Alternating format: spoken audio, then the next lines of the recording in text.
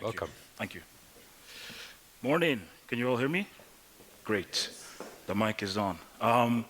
Thank you for having me this morning. Vanessa, thank you for the opportunity to present our solution to the market. And for me personally, it's great to be back in Joburg.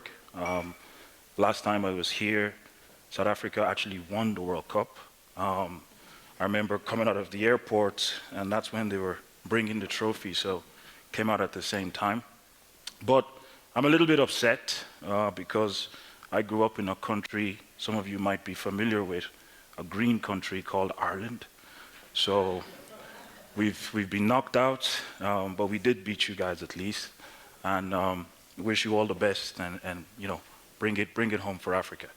But we're not here to talk about rugby. We're here to talk about HID, what we do, and how we are stopping or protecting your customers against authorized push payments. Just a little bit on HID. I'm not sure if this is working. Okay, great. Just a little bit on HID, a little introduction to ourselves. We've been in this business of authentication, you know, providing security across mobile and internet banking solutions for about over 25 years. In Africa alone, we've got over 30 customers. Worldwide, we're protecting over 4.8 million, you know, devices, operating in over 70 countries. And really where we play, just to explain a little bit more for the bankers in the room, is we provide identity verification solutions for customers during the onboarding process, digital onboarding process. As they are onboarded, they have an account, they bank with you on a daily basis. We provide multi-factor authentication solutions with fraud prevention capabilities as well. And then lastly, we have a risk management system or a threat prevention solution, which I'll cover a little bit more today. We belong to a global umbrella of companies. Our mother company is called Assa Abloy. So really, security is in our DNA.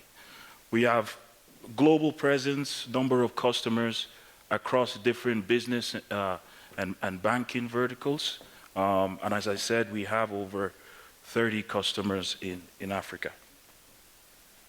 So authorized push payments, fraud, that's what I'm here to talk about, and how we're protecting your customers. But first of all, the bad news.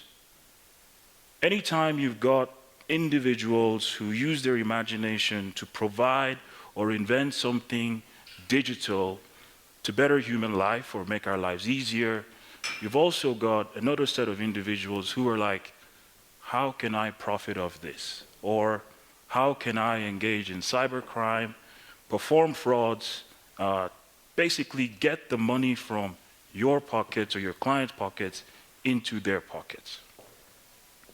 And really what we've seen since COVID, and obviously when COVID happened, everybody had to stay at home. This meant an increase when it came to the use of banks' digital channels. And really what we've seen is an increase in online business dealings and transactions means steady rise in cybercrime. Everybody knows this in this room. We've talked about it yesterday. We'll talk about it some more today. Since the aftermath of COVID, if you think people have become more, you know, technology savvy, well, I can tell you that the fraudsters, the attackers, have also become even more savvy because they've had about 2 years during COVID to get better at what it is they do. And it's quite important for financial institutions now to not only have savvy technology, but also savvy staff and savvy customers to help fight against cybercrime. What we see, continue with the bad news on this Tuesday morning, is digital platforms continue to be at the front of the fraud frontier, right? 40% of organizations that took part in PwC's Global Economic Crime and Fraud Survey said that they experienced digital platform fraud. It was the #1 fraud that they were facing. And the outcomes as a result of platform fraud, I mean, it's not it's not a surprise to be there. 53% experienced financial losses. Not only their customers losing money, not only them losing customers, but also facing fines. 36% found that they needed to buy new technology. That means an increase in OPEX, an increase in CAPEX, but hopefully the technology can bring down the fraud levels. Brand reputation took a hit, customer loyalty at 28%, and many of these organizations saw a disruption because they had to change how they did their business, operational disruption. Who were the main perpetrators? Most serious and disruptive frauds experienced? 43% were external perpetrators. Another 26% was collusion or collaboration between external individuals and internal bank staff. And we see that about 31% were internal perpetrators, account for about 31% of frauds experienced. This is according to PwC. And then let's focus in on a little bit, right, on banks and digital channels. What main attacks do we see for customers, for banks customers today? According to Kaspersky, they did a research and they found that phishing scams are on the increase, right? One of the most common scams within the banking world is phishing. How do I get your information? How do I convince you that I'm working for a bank to get access to nearly as much information as possible about you, your account number, your password, everything, and so on. And what we see is an increase in phishing scams that Kaspersky was able to do a research last year. They compared Q1 and Q2 across 3 different countries, and they found out, whoa, Kenya is really in trouble, right? 438% increase in phishing scams. South Africa with 144% increase over detected in Q2. And in Nigeria, you're talking about 174%. I think those numbers look something like Kenya was about, out of 10 million phishing attacks, Kenya was something about, I think, 5 to 6 million. South Africa was about, I think it was something like 2, 3 million, and in Nigeria pretty much covered the rest in those numbers. And so obviously with the increase in phishing, external perpetrators, increase on attacks across digital channels, banks decided, well, we need to have more of a security emphasis on internet and mobile banking channels, right? And what does that mean? So they went back to the beginning. They went back to, customer onboarding. How do we digitize identity verification whilst onboarding customers? Take a photo of yourself, take a photo of your ID, compare that information to a database, do a couple of passive and document tests and liveness tests as well. Okay, great, that works somewhat. And then on mobile and internet banking channels, they decided, well, let's go with 2FA and MFA security strategies. To be quite honest with you, actually, most central bank regulators in Africa, the ones that do have a cybersecurity act, actually really only recommend 2FA security for financial institutions, right? Which is quite strange because these fraudsters engage in more serious activity and can easily bypass 2FA. And literally that's what happens. That's how APP comes to pass, authorized push payments, is you're talking to the customer into believing that, let's say you're working for ABSA or FNB or any bank, and you're getting them to pretty much bypass the security strategies that the bank has put in place. So they put in their password themselves, they do the biometric fingerprint, or they put in the SMS or email OTP, and you're simply easily able to bypass those security strategies. And which really means, I've said it, 2FA and MFA, fraud protection systems, they come up short, right? They're insufficient, and that's what allows APP to be successful. And this is really a growing type of fraud.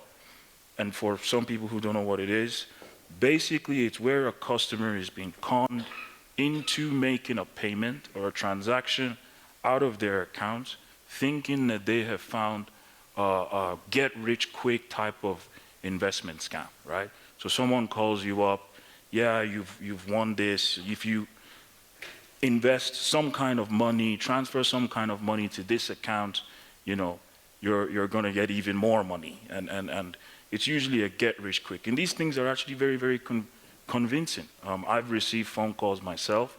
Luckily, I'm in this business, so I can spot quickly what's going on. But I've had friends who fallen victim to this kind of attacks. And what they do is they're being manipulated into, you know, successfully logging into their internet and mobile platforms. They're bypassing the security of the bank. They think everything looks great. They add a new beneficiary, and they transfer, you know, money to an account themselves. And then they realize that this was all a scam. They call the bank up, and the bank says, we thought you authorized the transaction. So how are we stopping that with our solutions? How are we, you know, stopping authorized push payment fraud? And that's the good news. There is a solution, and we're doing it with one of our solutions with behavioral biometrics, right? Passive behavioral biometrics. Apart from MFA solutions that we provide, something we also do is we are able to build a unique customer profile, build a unique customer identity based on how you navigate across your mobile banking and internet banking channels. Things like how you type, how you move your mouse, all these things, you know, are built as a unique case for you as a client, because really no one is going to engage with their mobile app and internet bank the same way as you do. We take other things into consideration: time, location, session length, and these kind of things. So really, getting the money out of your accounts into their accounts is the attacker's ultimate goal. Our solution monitors the following. Most APP calls take place during an active ongoing phone call. So someone is going to call you, they're going to tell you a nice, believable story. They're then going to tell you to log into your mobile or internet banking platform. Because we know this, we're able to monitor that you have logged into the banking app, but you also have an active ongoing phone call. 40% of the time when people have active ongoing phone calls, as well as their banking apps open, it's an APP fraud. We're able to detect this by extracting complex data sets from basically your phone app, and we know you're on a call, we know you're also in the banking app, so our solution starts to flag it. Then we take into consideration the session length. Wow, this guy is been logged in for quite some time, and he's been on this call for quite some time, right? And okay, maybe it's a fraud, maybe it's not a fraud. Now you're going to have a problem with false positives, right? So we keep on adding more layers. What about remote access tools, right? Is someone trying to use TeamViewer to take control of your mobile, and you're giving that access over to the attacker? And then lastly, we look at things like customer behaviors. How you hold your phone, right? Our solution is monitoring that. If you're doing these kind of repetitive actions because you're talking to someone and you're trying to navigate on the mobile app, we're able to know that. How you swipe, sensors on the phones, how you use your mouse, right? Segmented types of typing. And we take all this into consideration and say, this individual is engaged in an active ongoing phone call with passive behavioral biometrics. We're able to see how you type, how you're moving your phone, how you're navigating. It's very, very different to how you usually navigate if it was just you engaging the app. And then we're able to say that this is probably a fraud, right? And that's how we're stopping APP push payments. Some of the other specific consumer behavior, to give you the full list that we take into consideration: location I mentioned, device use, date and time we mentioned, but you can see how you handle your device, things like orientation, energy, interacting with the application. And not only that, we actually have a global database of known malicious fraud behaviors, right? Quite a massive experience in things like social engineering, fraudulent payments, you name it. We've basically seen it all. And we're able to then take the information we have on you, compare it to a database, all very, very quickly to know if you're being under attack, that this is definitely an attack that's taken place. Couple that with an active ongoing phone call session, you're beating APP. So how does that work? You now have the solution. How does the bank work? First of all, you're building a rule. And here, you're going to see the back end, the bank staff goes in to build a rule engine. This is a rule-based solution.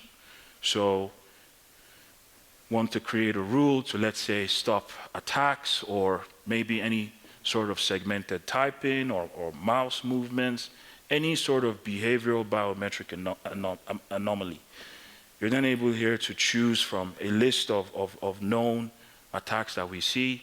So here we've chosen mouse biometrics, right? How often you're moving your mouse, how often it's sending a signal back to the computer, and also keyboard to create a typing, right? Able to create that rule.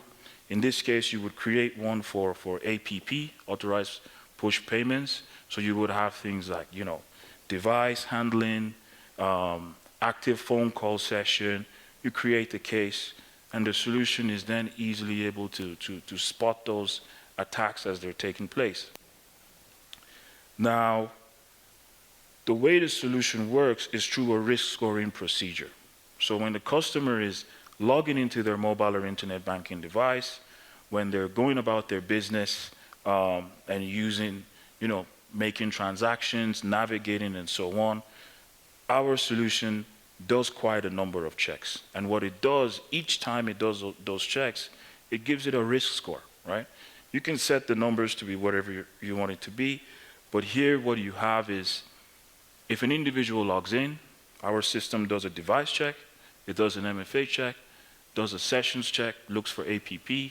If everything is fine, it's going to give a low risk score, below 500. We call that a low risk score. Easily access is granted, continue on your customer journey with no friction, right? If things are a bit funny, maybe you're logging in at a strange time, or the location is off, because maybe you're under attack and someone is trying to get access to your details. We do a step up, we add a second factor, right? So we're not sure, please confirm. And then lastly, where you see things like high risk, something is completely off. In this case, you've got an active ongoing phone call session. The navigation of the individual is completely off. It's not what we have on file for this customer profile. You're probably going to score something 800 high risk and above. Access is going to be denied. And then just to show a little bit how the solution pairs with onboarding. So here you've got a customer currently being onboarded. They put in their customer ID. Our solution is already going to work in the background. In this case, it's checking things like the device. It's even checking if there's an active ongoing phone call. Maybe it's being used for a meal account, and it gives a risk score, 420. I don't know if you can see that, 420 risk score, which is below the threshold of low risk. So everything is fine. Continue on as usual. Now we're in the logging on process. Again, maybe an APP is happening. The customer is talking to someone on the phone. Our solution is checking that. I don't think you saw that, but that was a low risk score of 183 because there's no fraud, right? So everything continues. Even in cases, again, just to where you have maybe financial malware, right? Individuals download financial malware with their mobile apps. Here again, you've got a smartphone with no financial malware. The individual completes the login process that every bank has. Our system does a scan. It's going to give a risk score, in this case 287. Everything is fine. No financial malware, no APP is currently taking place, right? But now, and then all that information is there for you in the back end that you can revisit. As I said, this solution works in real time, prevents frauds and attacks from taking place in real time. Now we're going to look at a solution that has financial malware, or maybe a solution that has APP that's currently taking place. Someone is trying to do an authorized push payment. They don't know they're under attack. Our system is going to do a scan. Here it's going to give a very, very high risk score in real time, preventing the attack from taking place. And then in the back end, later on, you're able to see all that information is being recorded. You're able to see information that here you have had some malware, or you've had some APP, things like location, where it took place, all different forms of attacks and account takeovers recorded, so that you're basically able to then influence your digital strategy much better, provide something much more tangible to the board as to which direction we should be going in from a business perspective. And lastly, again, just to some more showing, this is the kind of information that you see. Here you have a client, and you quite had a number of account takeover attempts. And you can see, as I mentioned, with the risk scoring, the biometrics was off. This was at 960.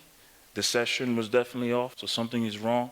This was at 1,000, and you have all this kind of information all available to you in real time for better decision-making purposes. So really, we've covered how HID behavioral biometrics puts a stop to authorized push payment. Just in a quick summary, we're able to spot active ongoing phone calls.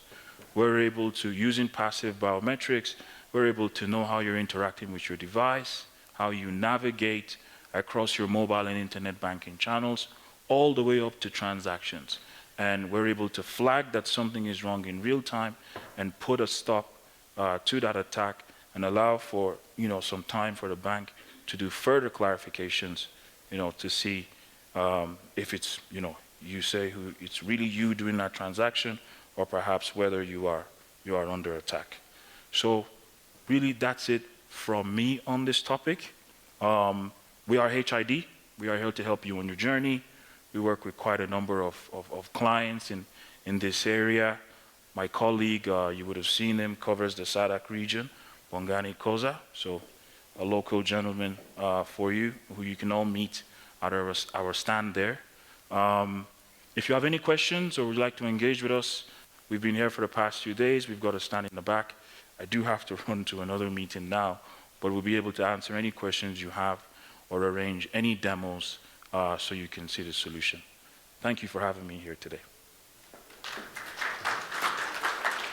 Thanks, Tony.